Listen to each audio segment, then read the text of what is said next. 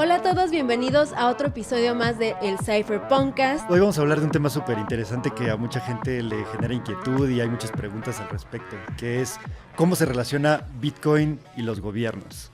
Sí, y si Bitcoin necesita de los gobiernos o los gobiernos necesitan de Bitcoin o son dos entes totalmente opuestos que simplemente se rechazan uno a otro, ¿no?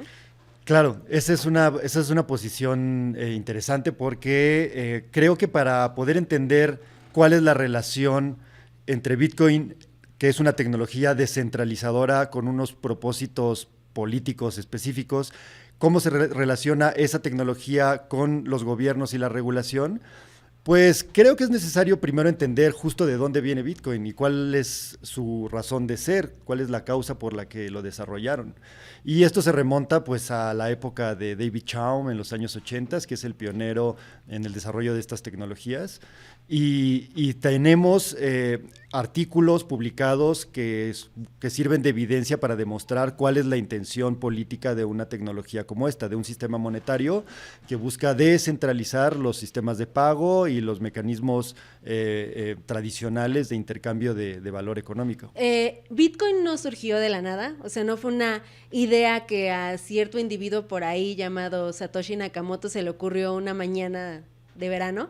O sea, simplemente Bitcoin tiene una trayectoria ideológica, tecnológica muy amplia, ¿no? O sea, retoma tecnologías y pensamientos de hace ya décadas. Vemos tecnologías que fueron descubiertas o que fueron creadas por ahí de los años 70, 80. Vemos ideologías también y pensamientos que se remontan a varias décadas atrás, ¿no? O sea, por ejemplo, toda la cuestión del pensamiento de la escuela austriaca, todas las tecnologías también que se utilizan para la creación de blockchain, tienen que ver con cosas que ya existían en el pasado, ¿no?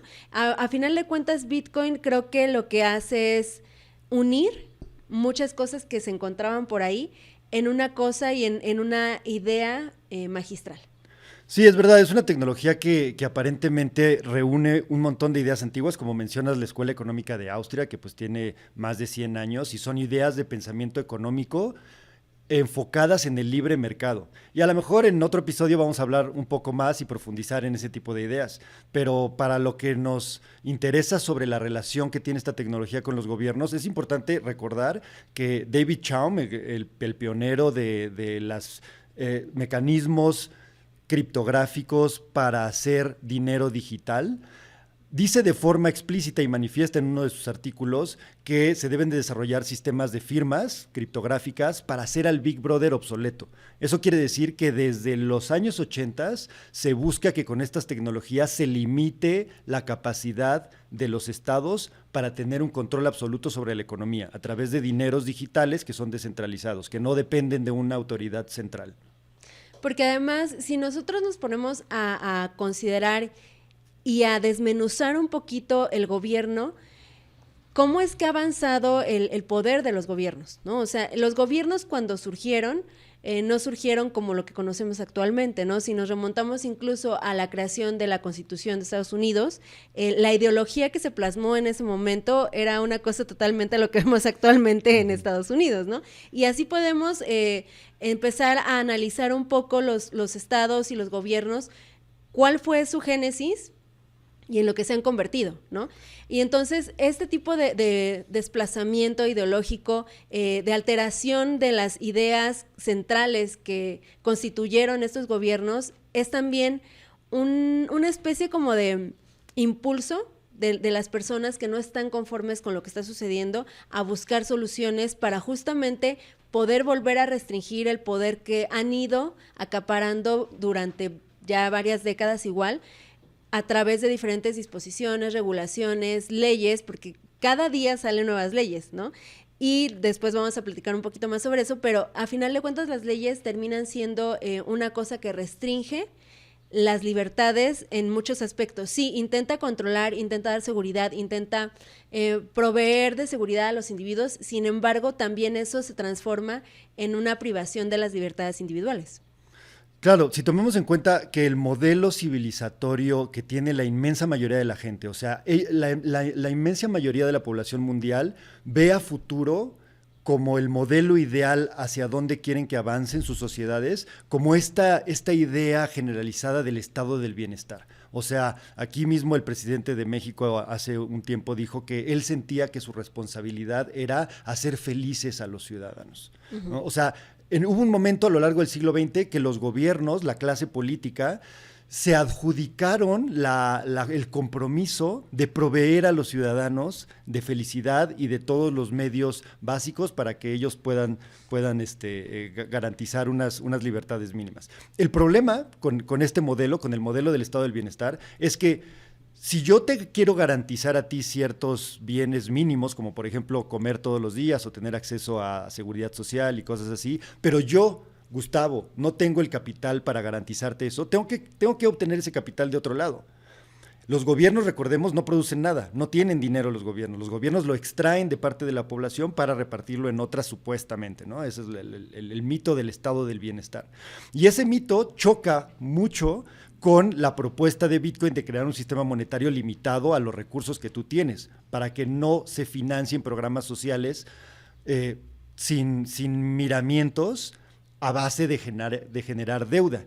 Por lo tanto, el modelo que tenemos actualmente de lo que debería ser el Estado a futuro, que es lo que tiene la inmensa mayoría de la gente como modelo a seguir, y el planteamiento de una tecnología de dinero fuerte como Bitcoin, dinero fuerte entendido como dinero que no es un instrumento de deuda, sino que es un instrumento monetario real en sí mismo y que te limita a la riqueza que tú puedes acumular, ahí ya hay un conflicto de intereses. Y bueno, ahorita puntualizando un poco en lo que expresas, Gus, no es que estén mal los programas sociales, o sea, definitivamente vivimos en una sociedad donde muchas personas no tienen los recursos suficientes como para proveerse de atención médica, ¿no? Proveerse de educación.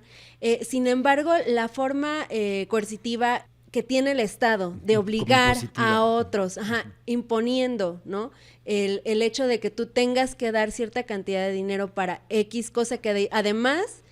con el sistema en el que vivimos ni siquiera estamos seguros de que ese dinero que estamos dando va realmente al lo que se supone que tiene que ir, ¿no? O sea, ¿cuántas veces no hemos visto en el gobierno que X persona ya se compró un caserón en no sé dónde, ¿no? Que ya se compró unos tenis de quién sabe cuánto. No es que pase solo de vez en cuando. Sí, o sea, es algo que hemos visto de forma repetida y no solo en México, no solo en los gobiernos de Latinoamérica, sino en todos los gobiernos del mundo. Estas cuestiones de corrupción suceden y se repiten todo el tiempo. Entonces, si tú estás a favor, obviamente, de los programas sociales porque eres alguien que le gusta ayudar a otros, sin embargo, realmente aquí yo creo que el enojo de muchos, y aquí me incluyo yo, es que esos recursos realmente tú no tienes la certeza de que van destinados a lo que se supone que tiene que ir. Además de que te están forzando a dar dinero para que al final de cuentas alguien se compre una mansión en no sé dónde, ¿no? Entonces, si tú... tienes un sistema donde tengas una transparencia mayor, donde realmente estés consciente de que ese recurso está destinado a ayudar a alguien que realmente lo necesita, entonces ni siquiera es necesaria la fuerza, no es necesario que te forcen a dar ese dinero. O sea, ¿cuántas veces no vamos por la calle y lo vemos aquí en México, ¿no? Gente que vemos en la calle en situación de necesidad, sin que nadie nos obligue, vamos y le damos dinero, vamos y le damos comida, vamos y le damos ropa, cobijas. O sea, los seres humanos en general creo que tendemos a apoyar a otros, a los que vemos en necesidad. Entonces, si no es de una forma en la que te estén forzando y tú tienes la certeza de que va destinado a lo que tiene que ir, yo creo que no es necesario que el Estado esté amenazándote con que tienes que dar ciertos recursos. Y sobre todo porque los valores que te vende la idea del estado del bienestar, pues yo creo que son incuestionablemente buenos. O sea, cualquier persona con un poco de sentido común, pues va a estar de acuerdo en que la riqueza se reparta de una forma más homogénea, o sea, que haya mayor igualdad en la sociedad en la que vives, que existan programas sociales para ayudar a los más necesitados, que no haya gente que muera de hambre al mismo tiempo que haya personas que derrochan comida. O sea, son valores, son ideas que son de sentido común. Todos estamos... yo creo que cualquier persona con buenos sentimientos, que son la mayoría de las personas, está de acuerdo con esos valores. No es que estemos en contra. Sin embargo, las escuelas económicas de libre mercado, como por ejemplo la que defiende economistas de la escuela de Austria como Friedrich Hayek, expone cómo los modelos de los estados actuales, sobre todo en el siglo XX, cuando crecen tanto, ¿no? los gobiernos, para supuestamente atender esos problemas, son engañosos, son falsos. La distribución de la riqueza a través de la extorsión, que es la forma como nos relacionamos con esta clase política, no son efectivas porque involucran fricciones, involucran falta de conocimiento sobre los indicadores económicos que son necesarios para que los recursos lleguen de forma más eficiente a los lugares a los que tienen que ir por la demanda que haya. Por lo tanto, este tipo de pensamiento económico defiende que cuanto más libertad de mercado haya, es mejor para todos en el sentido de que los recursos se van a alocar de forma más moral, más efectiva y van a llegar a los lugares en los que realmente haya demanda. A diferencia de modelos centralizados en las que un grupo de poder decide qué es lo bueno, qué es lo malo, cuánto se reparte, cuánto no se reparte, etcétera. Sí, Gus, y mira que, por ejemplo, la escuela austriaca y muchos pensadores de esta escuela no van tanto a la cuestión moral, porque de hecho muchas cosas de las que plantean pueden considerarse hasta cierto punto inmorales, para ¿no? Mucha gente, para mucha gente. Que no ha profundizado demasiado también. Exacto, ¿no? Pero porque justamente le dan un enfoque muy personal a una ideología que más bien lo que está buscando es que la economía se mueva de una forma más eficiente, ¿no? O sea, más allá de una cuestión moral, yo siento que la escuela austríaca lo que propone es más bien eficiencia. Totalmente. Para que haya un crecimiento económico en general para todos los individuos, ¿no? Exacto. Y eso es algo muy positivo porque a final de cuentas, cuando hay abundancia de recursos, cuando la gente es libre de poder crear riqueza, entonces también es mucho más bondadosa, ¿no? O sea, digo, hay gente que a veces no lo es, pero yo creo que la gran mayoría de nosotros, si tenemos la capacidad de compartir lo que tenemos, lo vamos a hacer. Sí, y aparte a la cuestión moral se le añade también un componente logístico, que es las redes de transmisión de valor, o sea, los sistemas monetarios, por ejemplo, los sistemas de pago que utilizamos a través de los bancos, son sistemas centralizados, custodiados, que dependen del control de un cierto número de personas que están dentro de ese sistema, en este caso un territorio, una jurisdicción, para poder pagar las fricciones que implica ese sistema. O sea, me explico, para tú hacer una transacción, yo poderte hacer a ti un pago, tiene que pasar por un banco, que pasa por otro banco, que eventualmente te da a ti permiso de utilizar esos fondos, y todo eso implica un montón de infraestructuras para poder tener controlado ese mercado. Puede ser por razones buenas o malas, pero todas esas infraestructuras involucran costos y fricciones que no pueden competir contra sistemas descentralizados como por ejemplo los protocolos de internet, el HTTP, todos estos protocolos que son protocolos libres, abiertos, descentralizados, como el protocolo BitTorrent, que son protocolos que cualquier persona puede acceder y los costos de utilizar estos protocolos es casi cero. Y, por supuesto, una red descentralizada que busca estos objetivos de desintermediar a los que actualmente tienen esos monopolios en esas plataformas, que es Bitcoin, que es una red descentralizada para generar un intercambio comercial que tenga menos fricciones y que no le esté pagando unas tasas a las personas que tienen ese monopolio. Por lo tanto, en el largo plazo, es mucho más eficiente y los sistemas centralizados y custodiados que conocemos no pueden competir contra esto. Por lo tanto, ahí hay otro choque importante, no solo ya desde el punto de vista moral, sino desde el punto de vista logístico. Los activos que proponen los gobiernos, como los CBDCs, que significa Central Bank Digital Currencies, o sea, dineros digitales de los bancos centrales, desde un punto de vista puramente tecnológico no pueden competir contra una red descentralizada, como es el caso de Bitcoin. El escenario que tú platicas es algo muy real, pero también justamente cuando hay una libertad de mercado, podemos ver una evolución de los sistemas que se tienen. ¿Por qué? Porque la gente obviamente opta por la solución más sencilla o más confiable o que es más eficiente para la problemática que tienen. Por ejemplo, la transmisión de dinero es una problemática muy real que todos vivimos todos los días, donde básicamente, como mencionas, le tienes que estar pidiendo permiso a 3 o 4 entidades y eso hace más lenta la transacción, hace más lento todo el sistema.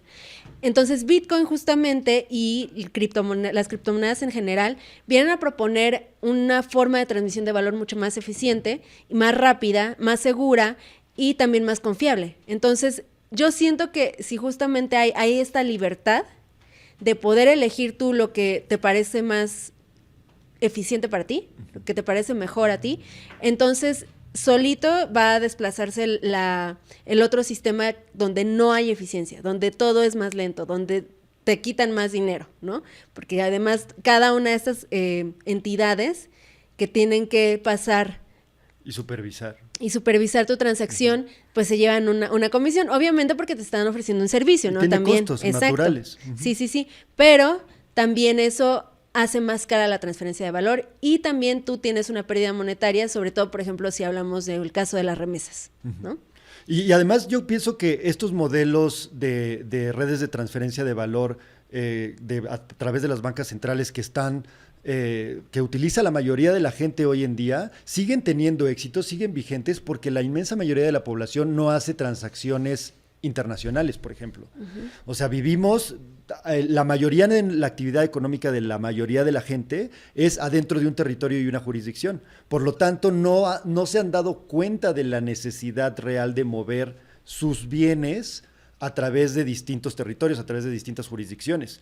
Lo cual hace muy evidente la necesidad de un sistema que no tenga esas restricciones, que pueda pasar a través de una frontera o a través del océano, y que los sistemas tradicionales buscan restringir para poder, a través de ese sistema, monetizar sus proyectos sociales y sus infraestructuras, aparte de sus casas en Acapulco.